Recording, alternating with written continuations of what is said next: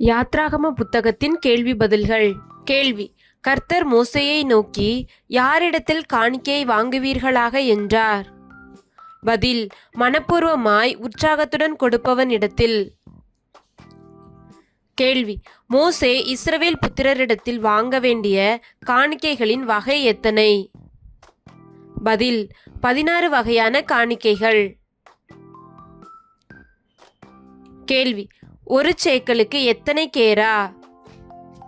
பதில்: 20 கேரா. கேள்வி: இஸ்ரவேல் புத்திரர் எண்ணப்படும் பொழுது ஒவ்வொருவனும் எத்தனை சேக்கல் பணம் கர்த்தருக்கு செலுத்த வேண்டும்? பதில்: அரை சேக்கல் பணம். கேள்வி: இஸ்ரவேல் புத்திரரின் பாவ நிவர்த்தி பணத்தை மோசே வாங்கி அதை எதற்கு கொடுக்க வேண்டும்? பதில்: ஆசரிப்பு கூடாரத்தின் திருப்பணிக்கு. கேள்வி: பரிசுத்த அபிஷேக தைலத்தை செய்வதற்கு சுத்தமான வெள்ளை போலமும் லவங்கப்பட்டையும் எத்தனை சேக்கல் எடை சேர்க்கப்பட வேண்டும்? பதில்: 500 சேக்கல் எடை. கேள்வி: பரிசுத்த அபிஷேக தைலம் செய்வதற்கு சுகந்த கருவப்பட்டையும் சுகந்த வசம்பும் எத்தனை சேக்கல் எடை சேர்க்கப்பட வேண்டும்? பதில்: 250 சேக்கல் எடை. கேள்வி: பரிசுத்த அபிஷேக தைலம் செய்வதற்கு ஒலிவ எண்ணெய் எத்தனை குடம் சேர்க்கப்பட வேண்டும்? பதில்: 1 குடம். கேள்வி: எது மனிதருடைய சரீரத்தின் மேல் வார்க்கப்படலாகாது? பதில்: பரிசுத்த அபிஷேக தைலம். கேள்வி: பரிசுத்த தூப வர்க்கத்திற்கு சேர்க்கப்பட வேண்டியவைகள் எவை? பதில்: சுத்த வெள்ளை போல குங்குலியம், அல்பான் பிசினுமாகிய கந்த வர்க்கங்கள், சுத்தமான சாம்பிராணி சேர்க்கப்பட வேண்டும். கேள்வி: ஊருடைய மகனான ஊரியின் குமாரன் பெயர் என்ன? பதில்: பெசலெயேல். கேள்வி: பெசலெயேல் எந்த கோத்திரத்தை சேர்ந்தவன்? பதில்: யூதா கோத்திரத்தை சேர்ந்தவன். கேள்வி: கர்த்தர் பெசலெயேலை எந்த ஆவியினால் நிரப்பினார்? பதில்: தேவ ஆவியினால். கேள்வி: அகிசாமாகின் குமாரன் பெயர் என்ன?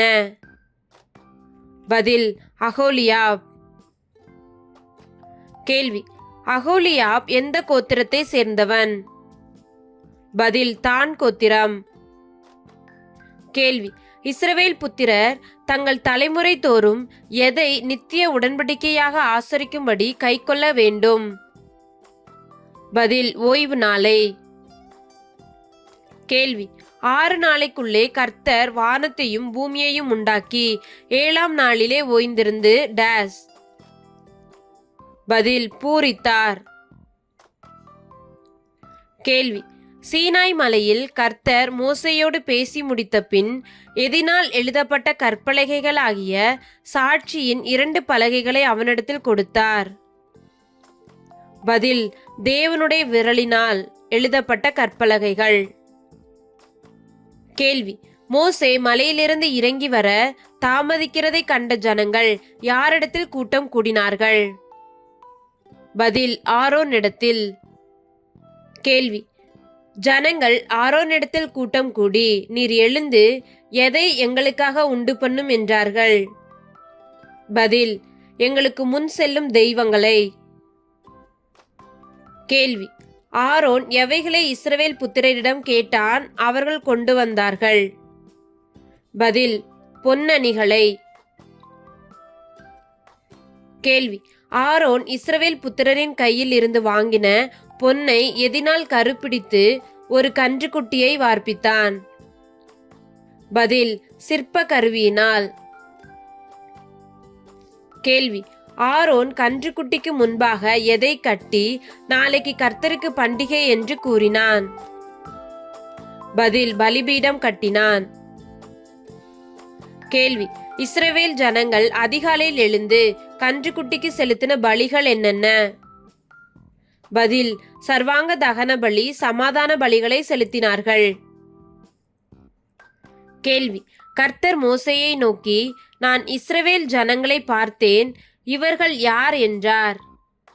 பதில், வணங்கா கழுத்துள்ள ஜனங்கள் என்றார். கேள்வி, மோசேயின் ஜெபத்தை கேட்ட கர்த்தர் தமது ஜனங்களுக்கு செய்ய நினைத்த டேஸை செய்யாதபடிக்கு பரிதாபம் கொண்டார். பதில், தீங்கை. கேள்வி, ஜனங்கள் ஆரவாரம் பண்ணுகிறதை யோசுவா கேட்டு மோசேயை நோக்கி பாளையத்தில் டேஸ் உண்டாயிருக்கிறது என்றான். பதில், யுத்தத்தின் இரைச்சல். கேள்வி, பாளையத்தில் ஜனங்கள் ஆரவாரம் பண்ணுகிற சத்தம் மோசேக்கு என்ன சத்தமாக கேட்டது? பதில், பாடலின் சத்தமாக கேட்டது.